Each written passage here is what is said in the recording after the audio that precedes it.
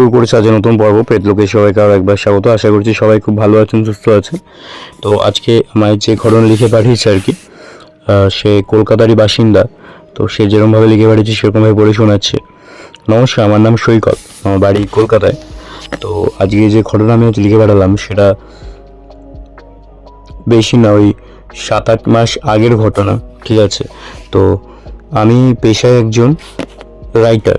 ঠিক আছে, এবার আমি যখন লেখা শুরু করেছিলাম আর কি, তখন আমি ছোট ছোট অনেক বই লিখেছি এবং অনেক নাটকের যে গল্প হয় সেই গল্প অনেক আমি লিখেছি। কিন্তু এক সময় কি হয় যে আমার এক মামা, ঠিক আছে, আমার লেখালেখা পড়তো আর কি। এবার তিনি, তার এক বন্ধু ছিলেন, তিনি এই সিরিয়াল যেগুলো হয় টিভিতে আর কি, ধারাবাহিক, সেখানে কাজ করে আর কি। তো সে, আমার মামা, আমার এসব লেখালেখা তাকে পাঠায় এবং সে পড়ে খুব ইমপ্রেস হয় এবং তখন সে বলে যে আমাকে একটা থ্রিলার কোনো একটা সিরিয়াল এরকম হবে আর কি, অনেকটা বড় লম্বা এরকম কিছু একটা লিখতে, গল্প আর কি, ঘটনা। তো আমি শুনে খুব আগ্রহী হলাম, কারণ প্রথমবার এরকম ধারাবাহিকে কাজ পেলাম। যদি ভালো লাগে তাহলে আরও আগে কাজ পাবো এরকম আর কি। তো আমি যাই হোক লেখা শুরু করব। তো তার আগের থেকে আমি ইনকাম করছি আর কি, মানে এইসব নাটকের যে গল্প বা আমার বই যেসব পাবলিশ হয়েছে সেখান থেকে আমি ভালো মতো ইনকাম করতাম আর কি। এবার আমার বাড়ি তো কলকাতায়, ঠিক আছে, কলকাতার যাদবপুরে। এবার আমার সেই বাড়িতে, ওটা হচ্ছে পৈতৃক বাড়ি, সেখানে আমার বাবা মা, আমার ভাই, আমি, প্লাস আমার ঠাকমা, তারপর আমার 2 কাকা, তাদের ফ্যামিলি সবাই একসাথে থাকতো আর কি। এবার সেই জন্য ওখানে তো ওই বাড়িতে আর সেরকমভাবে আমি মনোযোগ দিয়ে লিখতে পারতাম না। আর যেসব গল্প বা এই নাটকের গল্প বা বই এসব যেগুলো লিখেছি সেগুলো আমি লিখে নিয়েছিলাম আর কি।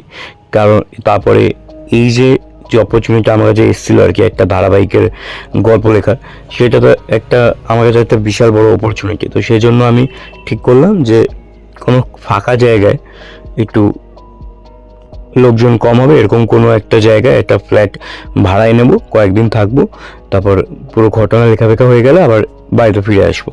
তো অনেক জায়গায় খোঁজ খবর করে নিউ টাউনের দিকে একটা বাড়িতে আমি রইলাম। 5 তলা বাড়ি, আমার ফ্ল্যাটটা হচ্ছে 3 তলায়, প্রত্যেকটা তলায় একটা করেই ফ্ল্যাট। ঠিক আছে, বেশ বড় ফ্ল্যাটটা। এবার দরজা দিয়ে ঢুকেই একটা বিশাল বড় একটা ডাইনিং রুম, হ্যাঁ, drawing room cum dining room, এবং তার পাশে 2টো রুম। একটা হচ্ছে ব্যালকানি, একটাতে ব্যালকানি নেই। এবার ওইখানেই, ওই যে ডাইনিং রুম রয়েছে সেখানেই কিচেন, যেটা সেটা ওপেন কিচেন আর কি। এবার বেশ ভালোই ফ্ল্যাটটা, এবং সব থেকে বড় বিষয় যেটা আমি দেখেছিলাম সেটা হচ্ছে ওই ফ্ল্যাটের আশেপাশে সেরকম কোনো জনবসতি নেই। ঠিক আছে, রাস্তার উপরে ফ্ল্যাট, আর তার থেকেও বড় কথা আশেপাশে সেরকম বাড়িঘরও নেই, মানে সারাদিন খুব একটা আওয়াজ চেল্লামিল্লি কিছু হয় না। আর যেহেতু প্রত্যেকটা ফ্লোরে একটা করে ঘর, সেজন্য আরোই কোনো ডিস্টারবেন্স নেই আর কি। ঠিক আছে, তো আমার ঘর ছিল 3 তলায়। আমি যেহেতু যথারীতি থাকতে শুরু করলাম, তো আমার সেই ফ্ল্যাটটাকে গোছাতে প্রায় 3-4 দিন সময় লেগে গেছিলো, যেহেতু আমি একাই ছিলাম আর বেশি দিনের জন্য বাড়াতেও ছিলাম না আর কি। সেই জন্য আমি বেশি জিনিসপত্র আমি রাখিনি। আমার যে বেডরুম, সেই বেডরুমে আমি একটাই বেড রেখেছিলাম, আর একটা ছোট্ট মতো একটা টেবিল রেখেছিলাম, একটা চেয়ার ছিল এবং টেবিলের মধ্যে একটা টেবিল ল্যাম্প ছিল লেখালেখি করার জন্য। আর কিচেনে যেরকম নর্মাল জিনিসপত্র হয় সেরকম ছিল। আর জাস্ট যে ডাইনিং রুম, সেখানে একটা লম্বা মতো সোফা ছিল, ব্যাস, আর কিছু না। আর একটা যে ঘর ছিল সে ঘরটা ফাঁকাই পড়ে থাকতো। এবার বেশ ভালো করে আমি সাজিয়েছিলাম, কম জিনিসপত্র দিয়ে ভালো করে সাজিয়েছিলাম। এবার তারপরে একদিনকে আমার ফ্যামিলির সবাইকে আমি ডেকেছিলাম যে একটা গেট টুগেদার করার জন্য, কারণ নতুন বাড়ি নিয়েছি, ভাড়া হলেও নতুন বাড়ি, তো সবাই মিলে এসেছিলো। আমার বাবার বাড়ির থেকে সবাই, ঠিক আছে, আমার মায়ের বাড়ির থেকে আমার 2 মামা এবং 1 মাসি, তাদের ফ্যামিলি সবাই এসেছিল আর কি। তো ওই দিনের পর থেকে, মানে ওই দিনকে রাতেরবেলা তো সবাই চলে যায়, কিন্তু আমার বাবা মা আর ভাই, ওরা 3 জন থেকে গেছিলো আর কি, তারপর দিন যায়। তো যেদিনকে এরকম গেট টুগেদার হলো আর কি আমার ফ্ল্যাটে, ঠিক আছে, আমার ডেইলি রুটিন ছিল তারপর দিনকে আমি লেখা শুরু করে দিয়েছিলাম আর কি। আমার ডেইলি রুটিন ছিল যে সারাদিনে আমি 2 ঘন্টা করে লিখবো, 1 ঘন্টা করে আমি রেস্ট নেবো আর কি, মানে ভাবার সময় রাখবো। এরকম করে আমি প্রত্যেক দিন একটা শিডিউল বানিয়ে নিয়েছিলাম, এবং তারই মাঝখানে নিজের খাবার বানানো, স্নান করা, সব কিছু যাবতীয় কাজকর্ম এসব করতে হতো আমাকে। বাইরে থেকে খুব একটা বেরোতাম না, ঠিক আছে, ঘরের মধ্যেই সারাদিন থাকতাম। তো একদিনকে কি হয়, আমি রাতের বেলা আর কি ডিনার ফিনার নিজেই বানিয়েছি, বানিয়ে খেয়েছি। খাওয়ার পরে আমি আমার নিজের বেডরুমে যে টেবিল রয়েছে সেখানে বসে আমি লিখছিলাম, ঠিক আছে, টেবিল ল্যাম্প জ্বলছে। হঠাৎ করে আমি শুনতে পাই যে একটা দরজা খুলে কেউ যদি ভেতরে ঢোকে, তারপর দরজাটা ধড়াম করে, মানে রাগের মাথা যদি কেউ দরজাটা ঠেলে বন্ধ করে যেরকম আওয়াজ হবে, ঠিক সেরকম শব্দ, ঠিক আছে। মনে হলো কেউ যেন দরজাটা খুললো, ঢুকলো, ঢুকে দরজা ধড়াম করে বন্ধ করলো। আমি না চমকে গেছিলাম যে এত জোরে আওয়াজ কী করে, কোথায় হলো। আমি উঠলাম, উঠে আমার ডাইনিং রুমে এলাম, এসে দেখছি সব কিছু নর্মাল। দরজার সামনে গিয়ে দেখছি দরজাটা না 1 হাত মতো খোলা, 1 হাত থেকে একটু কম খোলা। কী হলো কেসটা, দরজা তো আমি দিয়েই রাখি সবসময়, দরজা কী করে খুললো। দরজাটা খুলে আমি বাইরে গিয়ে একটু এদিক ওদিক দেখলাম আশেপাশে কেউ আছে কিনা, কেউ নেই। দরজাটা বন্ধ করলাম, ভেতর থেকে ছিটকানি মারলাম এবং সব জায়গায় দেখলাম, ঠিক আছে, মানে ঘর, ডাইনিং রুম, বারান্দা, তারপরে বাথরুম সব জায়গায় আমি দেখলাম, কোথাও কেউ নেই। ঠিক, তাহলে আওয়াজটা এলো কোথা থেকে।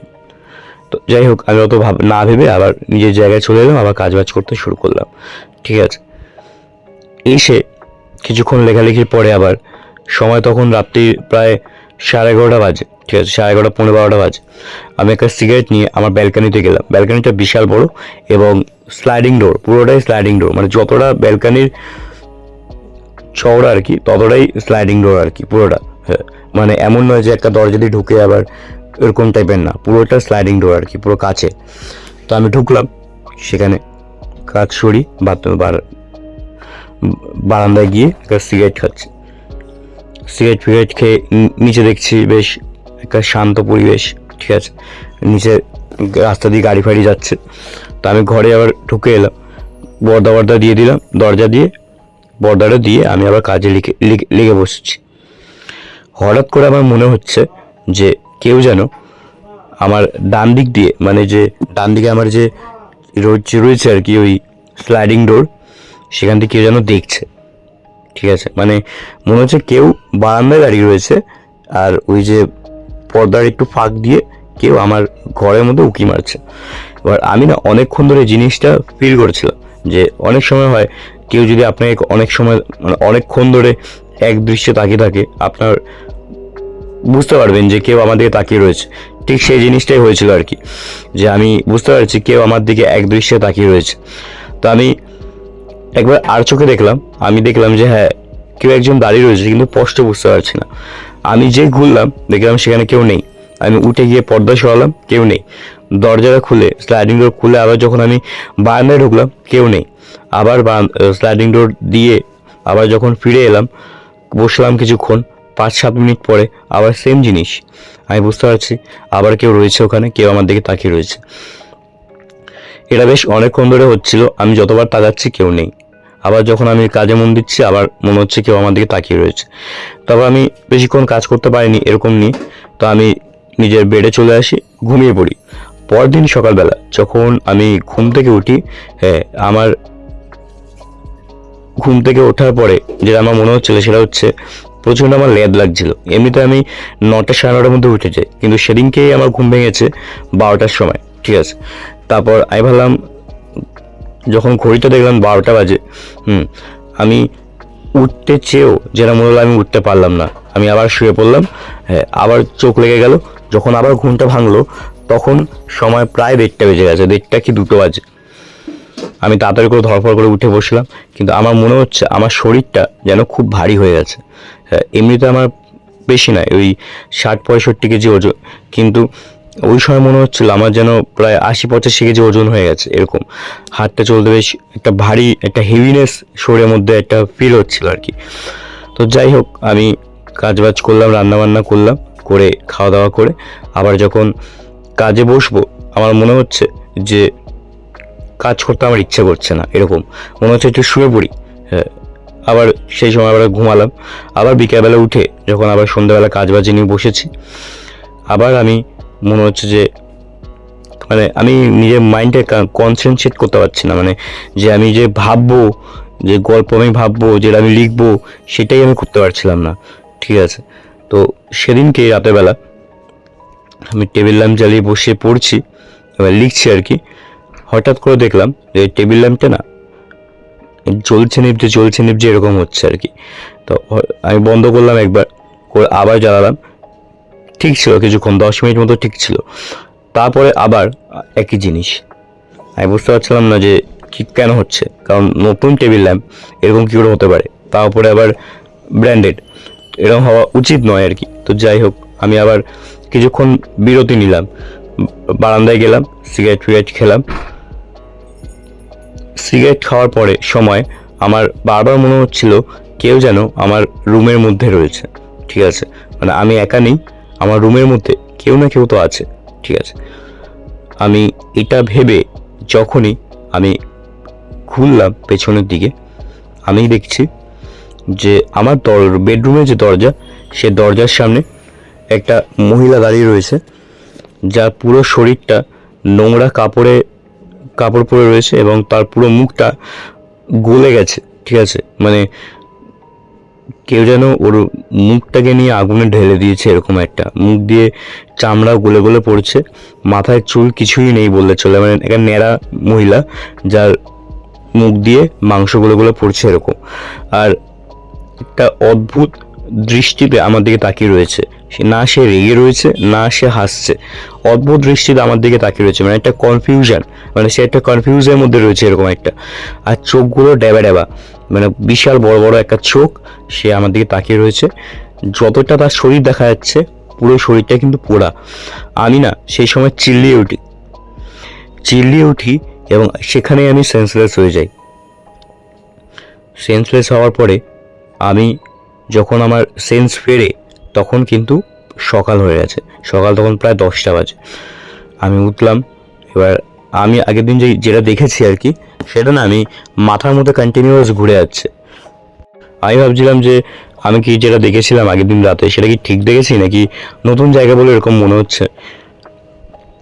আমার মাথা থেকে জিনিসটা বেরোচ্ছিল না। তো আমি আবার সব কিছু কাজবাজ করলাম। সেদিনকেও কিন্তু আমার শরীরে একটা হেভিনেস ছিল আর কি। তো আমি সমস্ত কিছু কাজবাজ করলাম, করে রান্নাবান্না করে খাওয়া দাওয়া করে আবার দুপুরবেলা ঘুম ভীষণ পাচ্ছিল, ভীষণ ল্যাব লাগছিল, কিন্তু আমি ঠিক করে নিয়েছিলাম লিখতে হবে, না হলে আমার যে কাজের জন্য বাড়িটা ভাড়া নিয়েছি সেটাই হবে না। আমি লিখতে বসলাম। লিখতে প্রায় বিকেল হয়ে গেছে, একটা আমি লিখে যাচ্ছিলাম, প্রায় বিকেল হয়ে গেছে। হঠাৎ করে সময় তখন প্রায় 5:30 পৌনে 6টা বাজে, একটা ভীষণ জোরে আওয়াজ হলো। আওয়াজটা হচ্ছে অনেক উঁচু থেকে যখন কেউ স্টিলের বাসন কোসন পড়ে যায় যেরকম আওয়াজটা হবে, ঠিক সেরকম আওয়াজ। ঠিক আছে, আমি চমকে যাই বা রান্নাঘরের দিকে। রান্নাঘরে গিয়ে দেখছি যে যে কটা স্টিলের বাসন রয়েছে সব কটা বাসন মেঝেতে পড়ে রয়েছে, কিন্তু না দরজা খোলা, না রান্নাঘরের জানলা খোলা, না অন্যান্য ঘরের জানলা দরজা খোলা, কোনো ঘরেরই কিছু খোলা নেই, না পাখা চলছে। তাহলে কি করে এটা সম্ভব যে উঁচু জায়গা থেকে ভারী স্টিলের বাসন পড়ে যায় নিচ থেকে? ওই সময় যখন আমি ওই বাসন কোসনগুলো তুলছিলাম, তখনই না আমার মনে হচ্ছিল যে আমার পেছনে কেউ একজন এসে দাঁড়িয়ে রয়েছে, মানে আমি কি করছি সেটা দেখছে। হ্যাঁ, আমি যখনই পেছনে ঘুরলাম দেখলাম কেউ নেই, কিন্তু একটা হাওয়ার মতো কিছু একটা ভেসে গেল আমার বেডরুমের দিকে। আমি সঙ্গে সঙ্গে বেডরুমের দিকে যাই। আমি দেখছি আমার ব্যালকনির যে পর্দাগুলো সেগুলো নড়ছে, কিন্তু আমার ফ্যান বন্ধ ছিল। ঠিক আছে, আর এরকম ওয়েদার ছিল না যে ভীষণ হাওয়া দিচ্ছে, আর যে পর্দাগুলো নড়ছিল সেগুলো অস্বাভাবিক নড়ছিল আর কি। ঠিক আছে, আমি বুঝতে পারলাম না এই জিনিসটা কি হলো, যে প্রথমে রান্নাঘরে আওয়াজ, তারপরে একটা হাওয়া যেটা কিনা আমার বেডরুম দিয়ে ব্যালকনি হয়ে বেরিয়ে গেল। এটা ঠিক মাথায় আমার আসছিল না। আমি যেটা দেখছি সেটা কি ঠিক দেখলাম, মানে আগের দিন রাতের বেলা যেটা দেখলাম তার সাথে কি এর কোনো লিঙ্ক আপ রয়েছে, এই জিনিসটা আমি ঠিক বুঝতে পারছিলাম না। এবার আমি এটাও বুঝতে পারছিলাম না যে আমি এটা কি বাড়িতে মা বাবাকে বলবো, কারণ মা বাবাকে বললে তারা বলবে যে ফিরে যায়, তো তো তোমাকে থাকতে হবে না। এই জন্য আমি আরও বলছিলাম না। রাতের বেলা কাজ বাজ করি, যখন আমি কাজ করছি আমার প্রতিটা সময় প্রতিটা মুহূর্তে মনে হচ্ছে আমার রুমে আমি একা নেই, আমার সাথে আরও অনেকে রয়েছে যে কিনা আমাকে পুরো পরিবেষ্টিত করে রয়েছে। মানে একবার আমার এদিকে যাচ্ছে তো একবার আমার এদিকে যাচ্ছে, একবার আমার ঘাড়ের সামনে আসছে, একবার আমার পাশে এসে দাঁড়াচ্ছে, এরকম মনে হচ্ছিল, কন্টিনিউয়াসলি আমার মনে হচ্ছিল। আমি কোনোভাবে আমি নিজের সেদিনকে কাজটা কমপ্লিট করে আমি ঘুমিয়ে পড়ি, ঠিক আছে। এবার পরের দিন সকালবেলায় ঘুম থেকে উঠতে সেদিনকে দেরি হয়ে যায়। আমি রান্নাঘর থেকে সমস্ত জিনিসপত্র সব ঠিকঠাক করি, ঠিক আছে, পরিষ্কার করি, কারণ আগের দিন রাতেরবেলা কিছুই পরিষ্কার করা হয়নি।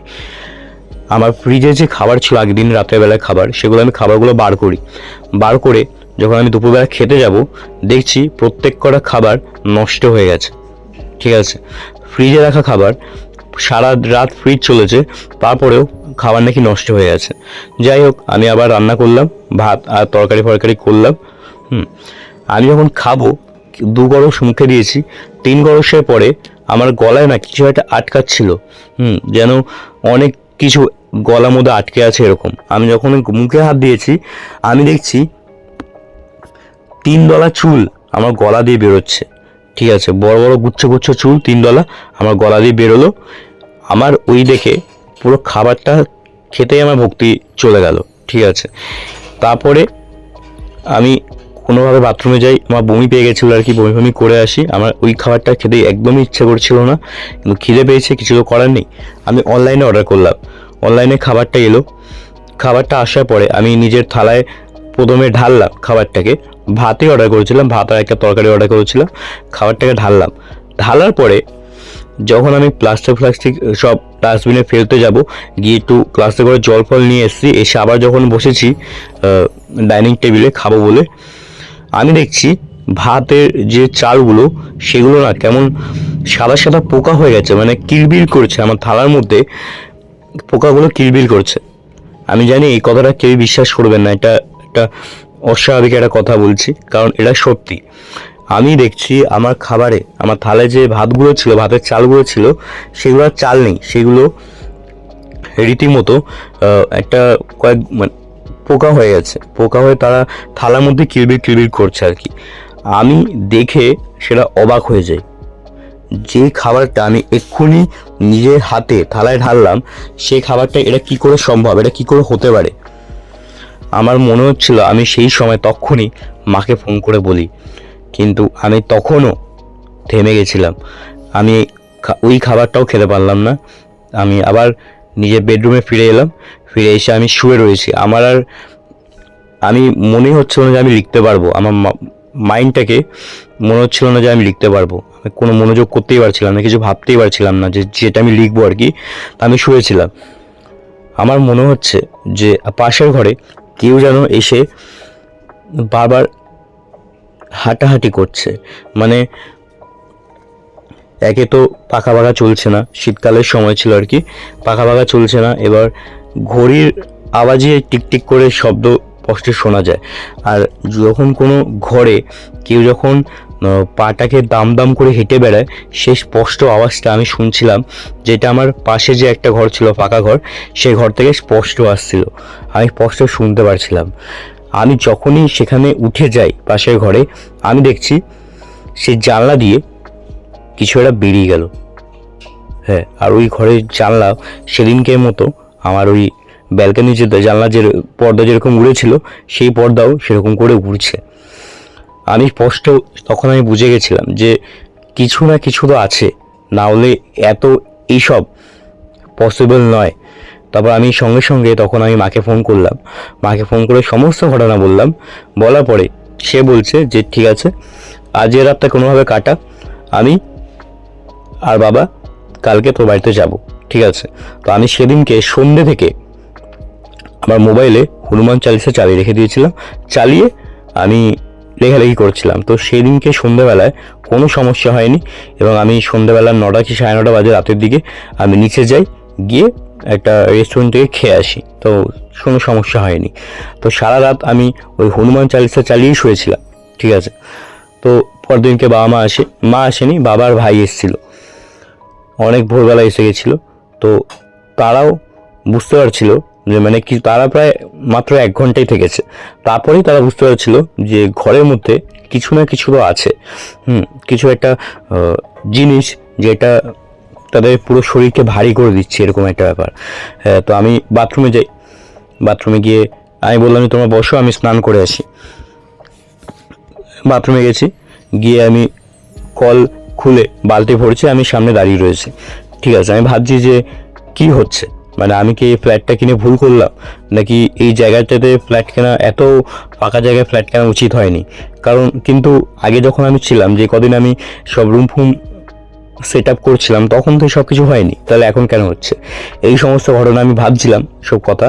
আমি তখনই আমার নজর যায় আমার সামনের দিকে, মানে আমার মেঝের দিকে, বাথরুমে যে মেঝে সেখানে আমার নজর যায়। আমি দেখছি আমার ছায়াটা তো পড়েছে, লাইটের ছায়া, আমার ছায়া থেকেও অতিরিক্ত একটা ছায়া, একটা লম্বা ছায়া আমার সামনে রয়েছে। আমি বুঝতে পারছিলাম না এই ছায়াটা কার। আমার দরজা বন্ধ, ঠিক আছে, বাবা ভাই এসে কেউ দাঁড়াবে সেরকম কোনো ব্যাপার নেই, আমার ছায়াটা আমি নিজে দেখতে পারছি। আর একটা ছায়া, অতিরিক্ত অতিরিক্ত একটা ছায়া, যেটা কিনা আমার থেকেও লম্বা। আমি যেই পেছনে ঘুরতে যাব, জাস্ট মাথাটাকে ঘুরিয়েছি, মনে হলো কেউ ধাক্কা মারলো, ভীষণ জোর ধাক্কা মারলো, আর আমি ছিটকে ওই বাথরুমের মধ্যে পড়লাম, আর মাথাটা গেল ফেটে। আমি ভীষণ জোরে চিল্লিয়ে উঠেছি। বাবার ভাই আসলো, বাথরুমে এসে দেখছে আমার মাথা ব্যথা ফেটে গেছে। আমাকে নিয়ে যাওয়া হয় যথারীতি হসপিটালে। ঠিক আছে, হসপিটালে নিয়ে যাওয়ার পরে আমার ওই সময় আর কোনো সেন্স ছিল না, আমি জাস্ট, আমার মনে ছিল যে আমার মাথা ফেটে গেছে বা আমার বাবার ভাই এসছে, ব্যাস ওইটুকুনি মনে আছে। তারপরে যে ওরা কিভাবে নিয়ে গেছে, কোথায় নিয়ে গেছে, আমার কিচ্ছু আর মনে নেই, আমি সেন্সলেস হয়ে গেছিলাম। তো আমার যখন সেন্স ফেরে, আমি দেখছি আমার মাথায় পট্টি করা, আর একটা ওই হসপিটালে বেডে শুয়ে রয়েছি। তো আমার সামনে একটা নার্স রয়েছে। হ্যাঁ, আমি তাকে জিজ্ঞেস করলাম যে বাবা কোথায়। তখন বাবাকে ডাকলো তারা, বাবার ভাই এলো। তখন সময় প্রায় সন্ধ্যে 7টা, 7:30 হবে। ঠিক আছে, বাবার ভাই বলছে যে এরকম এরকম ব্যাপার, এরকম এরকম হয়েছে, সমস্ত কিছু বললো। হ্যাঁ, তারপর তারা দুজন বলছে যে তারা এখন চলে যাচ্ছে, তারা আবার কাল সকালে আসবে মাকে নিয়ে। তো আর আমি বললাম যে তখন তারা বলছে, বাবা বলল যে ডাক্তার নাকি বলেছে একদিন আমাকে হসপিটালে থাকতে হবে। আমাকে তারপর ওই যে সিঙ্গেল যে আমি বেডেছিলাম সেখান থেকে আমাকে একটা রুমে শিফট করা হয়। সেখানে আমার সাথে আরও দুজন ছিল আর কি, মানে 3টে বেড আলাদা, কিন্তু রুমটা বড়। আমার সাথে আমি একটা বেডে ছিলাম, আরও 2টো বেডে দুজন ছিল আর কি। আর একটা নার্স ছিল 3জনকে দেখার জন্য। তো রাত হয়ে গেছে, খাবার দাবার দিয়েছে, খেয়ে দিয়ে শুয়ে পড়েছি ওই অত বড় একটা ঘরে। হ্যাঁ, কম করে হলেও 250 থেকে 300 স্কোয়ার ফিটের একটা ঘর। ঠিক আছে, সেই ঘরে আমরা 3জন রয়েছি, আর একটাই ওই 0 পাওয়ার জ্বলছে। ঠিক আছে, তো 0 পাওয়ারটা পাওয়ার ছিল, বেশ ভালোই আলো হয়েছিল পুরো ঘরটাতে। শুয়ে রয়েছি, ঘুম আমার একটু আসছিল না। আমি শুধু ভাবছিলাম যে কি হচ্ছে আমার সাথে, কি হচ্ছে। তো আমি শুয়ে শুয়ে ভাবছিলাম, চোখ বন্ধ করেছিলাম। যখন চোখটা আমার খোলে, মোবাইল আমার সাথেই ছিল, যখন আমার চোখটা খোলে আমি দেখছি 0 পাওয়ার যে লাইটটা সেটা কিন্তু ব্লিঙ্ক করছে, বারবার ব্লিঙ্ক করছে। এবার যখন লাইটটা জ্বলছে তখন আমি দেখছি সেই যে মহিলাটা, যার মুখটা আমি দেখতে পেয়েছিলাম আমার বেডরুমের দরজার সামনে, সেই মহিলার মুখটাই আমি দেখতে পাচ্ছি আমার বেডের সামনে দাঁড়িয়ে, একদম আমার পায়ের সামনে দাঁড়িয়ে। ঠিক আছে, ওই সময় যখন আমি তাকে দেখেছিলাম কনফিউজিং ছিল, সে একটা কনফিউজ মুখ ছিল, মুখের ভাব। কিন্তু এখন দেখলাম তার মুখটা কিন্তু একটা ক্রূরতার হাসি তার মুখে। সে একটা অদ্ভুতভাবে আমার দিকে তাকিয়ে হাসছে, এবং তার সারা মুখ থেকে মাংস গলে গলে পড়ছে, এবং তার সাথে রক্ত। চোখগুলো ড্যাবা ড্যাবা হয়ে বেরিয়ে এসছে, যেন ঠিকরে বেরিয়ে আসবে এরকম একটা ব্যাপার। আর সে আমার যে বেডের যে আমার পায়ের সামনে যে হাতলটা ছিল আর কি, সে হাতলের মধ্যে সে হাত রেখে রয়েছে। আমি জোরে চিল্লিয়ে উঠি সেই সময়। আর তখন আমার সঙ্গে আরও যে দুজন ছিল তারাও ঘুম থেকে উঠে পড়ে, এবং নার্স যে ছিল বাইরে সেও ভেতরে ঢুকে আসে, এবং সে বলছে কি হয়েছে কি হয়েছে। আমি তাকে এই সমস্ত কিছু বললাম। সে পুরো ঘর দেখলো, কোথাও কিছু নেই, আশেপাশে দেখলো, কোথাও কিছু নেই। সে বলছে না না, আপনি বাজে স্বপ্ন দেখেছেন এইসব। আমি বললাম যে না, আমি জেগেছিলাম, আমি স্বপ্ন দেখবো কি করে। তখন যে কিছু হয়নি, আপনি শুয়ে পড়ুন শুয়ে পড়ুন। তারপরে ওই দিন আমি যে চাদরটা প্রোভাইড করা হয়েছে সেই চাদর দিয়ে মাথা ব্যথা মুড়ি দিয়ে আমি শুয়ে পড়েছিলাম। একবারের জন্য আমি চোখ খুলে দেখাইনি। পরের দিনকে আমাকে ডিসচার্জ করা হয়, বাবা আর মা এসে আমাকে যাদবপুরের আমাদের বাড়িতে নিয়ে যায়। তো আমি সেখানে কিছুদিন ছিলাম। শরীর আমার ভীষণ খারাপ, ঠিক আছে। আমি এতটাই শরীর খারাপ ছিল, মানে জ্বর ছিল আর কি, আমি মাথা তুলে রাখাতে পারতাম না, তুলতে পারতাম না আর কি, পুরো সারাদিন বেড রেস্ট, ঠিক আছে। আর সারাদিন ঘুমাতাম। আর যখনই আমার ঘুমটা ডিপ হতো তখনই না আমার স্বপ্নে ওই মহিলারা মুখটা আমি দেখতে পারতাম, মানে কোনো না কোনোভাবে হয়। অনেক সময় দেখতাম যে আমি রাস্তা দিয়ে যাচ্ছি রাতের বেলায়, হঠাৎ করে দেখছি আমার সাইডে, রাস্তার ধারে একটা সাইডে ওই মহিলাটা দাঁড়িয়ে রয়েছে, আমার দিকে তাকিয়ে হাসছে। আবার অনেক সময় দেখতাম আমি আমার নিজের বাড়ির ছাদে পায়চারি মারছি, হঠাৎ করে ওই ছাদের একটা কোনায় ওই মহিলাটা দাঁড়িয়ে রয়েছে। এরকম অনেক জায়গায়, বিভিন্ন রকম জায়গায় বিভিন্ন রকমভাবে মহিলাটাকে আমি দেখতে পেতাম যখনই আমার ঘুমটা ডিপ হতো আর কি। আর মাঝে মাঝে আমি শুনতে পেতাম একটা কর্কশ তীক্ষ্ণ স্বরে কেউ আমাকে ডাকছে, সৈকত, সৈকত, আয় চলে আয়, তোকে নিতে এসছি, আয় চলে। এরকম করে কেউ আমাকে ডাকছে, ঠিক আছে, একটা কর্কশ তীক্ষ্ণ শব্দে, স্বরে আর কি, যেটা আমার খুবই অপরিচিত, যেটা আমি চিনি না আর কি, যে স্বরটাকে, এরকম একটা শব্দ। যখনই আমাকে ডাকতো আমার না ঘুমটা অটোমেটিক্যালি ভেঙে যেত, আমি আশেপাশে দেখতাম কোথাও কিছু নেই। হ্যাঁ, আর আমি ধর্ম করে উঠে বসতাম আর কি, এরকম একটা ব্যাপার হয়ে গেছিলো। আমি মাকে সমস্ত ঘটনা বলি, মা আমাকে জিজ্ঞেস করে যে কি হচ্ছে তুই আমাকে বল।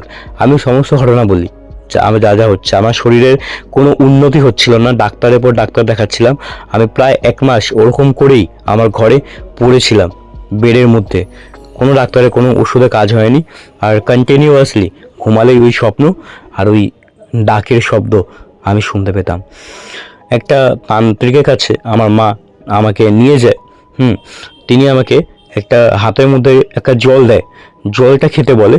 খাওয়ার পরে সে বলে যে কাছে আয়। আমি তার কাছে যাই, তখন সে তার বুড়ো আঙুল দিয়ে আমার কপালের ঠেকায়, মানে যেমন করে মাথায় টিপ পরানো হয় ছেলেদের মাথায়, ঠিক সেরকম করে মাথায় তার বুড়ো আঙুলটা, ডান হাতের বুড়ো আঙুলটা আমার মাথায় ঠেকার পরে সে চোখ বন্ধ করে কিছু বিড়বিড় করে, তারপরে চোখ খুলে হাতটাকে সরিয়ে যেটা বলল সেটা শোনার জন্যে আমি, আমার মা কেউই প্রস্তুত ছিলাম না। তারা বলছে আমার যে বড় মাসি, সে নাকি আমার ওপর কালা জাদু করেছে। কেন করেছে? কারণ তার ছেলে কোনো রকম কোনো চাকরি বাকরি সে পায়নি, ঠিক আছে, কোনো মানে সব দিক দিয়ে সে একটা কি বলবো, একটা অলস কুড়ে টাইপের ছেলে, মানে কোনো কাজ তার দ্বারা ঠিক করে হয় না। হ্যাঁ, সে সারাদিন বাড়িতে পড়ে থাকে, তার জীবনে কোনো উন্নতি নেই। যেহেতু আমার এরকম উন্নতি হচ্ছে, প্রথমে বই লেখা বা নাটকের গল্প এখান থেকে তো আমার ইনকাম হতোই, ভালো ইনকাম হতো, প্লাস এখন একটা ধারাবাহিকের গল্প পেয়েছি। এই জিনিসটা, এই যে আমার উন্নতি, এই জিনিসটাকে সে সহ্য করতে পারেনি। তো যখন আমাদের বাড়িতে যেদিনকে আমি আমার ওই নতুন ফ্ল্যাটে গেট টুগেদার দিয়েছিলাম, সেদিনকেই ওই বড় মাসে এসে আমার যেখানে জামা কাপড় থাকে আর কি, সেখান থেকে আমার একটা রুমাল নিয়ে চলে যায়। তারপরে সে আমার ওপরে প্রেত চালান করে, ঠিক আছে, প্রেত চালান করে আমার ওপরে এই সমস্ত ঘটনা করছে যাতে আমার মৃত্যু হয়। এবং এই তান্ত্রিক আমাকে এই কথাটাও বলল যে আমি যদি বেশি কয়েকদিন দেরি করে যেতাম তার কাছে, সেই তান্ত্রিকের কাছে, হয়তো আমার মৃত্যু হতে পারত, ঠিক আছে। তো যাই হোক, তারপরে আমাকে একটা তাবিজ দেয় এবং একটা গঙ্গার জল দেয়। একটা গঙ্গা জল মানে কি, একটা ছোট কৌটো করে একটা জল দেয়, বলে যে আমি যে ফ্ল্যাটটা কিনেছি আর কি, মানে ভাড়ায় আছি, ওই ফ্ল্যাটের প্রত্যেকটা ঘরের, মানে পুরো ফ্ল্যাটটার প্রত্যেকটা কোনায় ওই জলটাকে প্রত্যেক শনিবার করে দিতে, ঠিক আছে, 3টে শনিবার এরকম দিতে হবে। তো আমি যথারীতি সেরকম করলাম। প্রথম শনিবার, মানে তখন ওই সময়টা যে ছিলাম আর কি, 3টে শনিবার, তখন কিন্তু বাবা মা ভাই আমার সাথে ওখানেই থাকতো। তো 3টে শনিবার করার পর দেখলাম এই জিনিসগুলো কিন্তু আমার সাথে বন্ধ হয়ে যায়। এরই মাঝখানে আমার মা আর বাবা দুজন মিলে বড় মাসিকে জেরা করে, এবং জেরা করাতে কিন্তু বড় মাসি স্বীকার করে। হ্যাঁ, এবং স্বীকার করার পরে তো যথারীতি অনেক ঝামেলা অশান্তি হয়, এবং বড় মাসির সাথে কথাবার্তা, সম্পূর্ণ সম্পর্ক সব ভেঙে যায় আমাদের। এখন আর আমরা বড় মাসির সাথে কোনো কথা বলি না। এখনও আমি ওই বাড়িতেই রয়েছি। তো বাড়িটা এখনও আমার কাছেই রয়েছে। আমি 5 মাসের জন্য নিয়েছিলাম, তারপর আমি সেটা আরও বাড়িয়ে নিয়েছি, ঠিক আছে। তো এই হচ্ছে ঘটনা। এখন আর কোনো সমস্যা আমার সাথে হয় না, ঠিক আছে, এখনও ভালোভাবেই চলছে। যাই হোক, এটা হচ্ছে ঘটনা। আশা করি আপনাদের ভালো লাগবে। ভালো লাগলে লাইক, কমেন্ট, শেয়ার এবং সাবস্ক্রাইব করে দিন চ্যানেলটা, এবং আপনাদের বন্ধুবান্ধব, পরিবার পরিজন সবার সাথে শেয়ার করুন। তাদের জীবনে যদি কোনো ঘটনা থাকে তাহলে মেল করুন pretlog00@gmail.com ইমেলে। দেখা হচ্ছে পরের ভিডিও। ততদিন ভালো থাকবে, সুস্থ থাকবে। ধন্যবাদ।